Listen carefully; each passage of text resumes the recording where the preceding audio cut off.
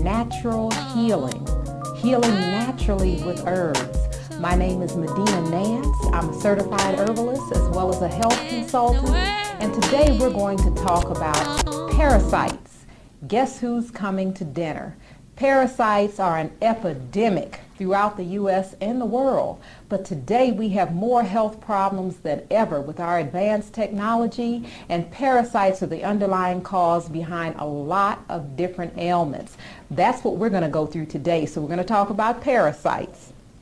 I want to start it off by telling you a little bit about herbs, though, because if we talk about the problem, of course, we want to talk about the solution. And there have been so much misconception about herbs. I just want to tell you about herbs. Herbs are plants. Herbs are food.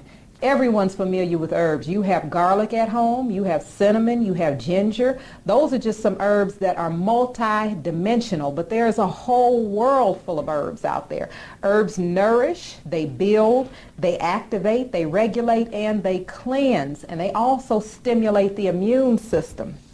Herbs are really good as a good source of nourishing the body, because a lot of times we don't get all the nourishment we need from food. It says here that the body is constantly trying to cleanse and heal itself, and herbs help rather than interfere, which is sometimes what happens with drug medications.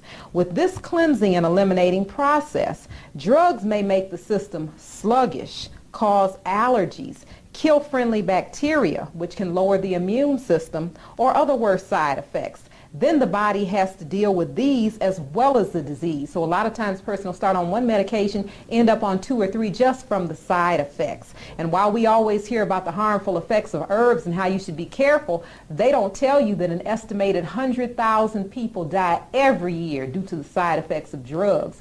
I'm not against taking drug medication, but when they talk about alternative medicine, drugs are the alternative. Herbs have been around from the beginning. God said he gave herbs for the healing of man.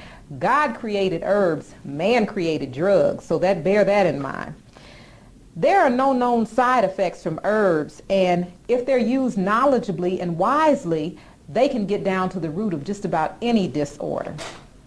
Knowledge and wisdom are the key words. Herbs cannot be used indiscriminately without knowledge any more than food can.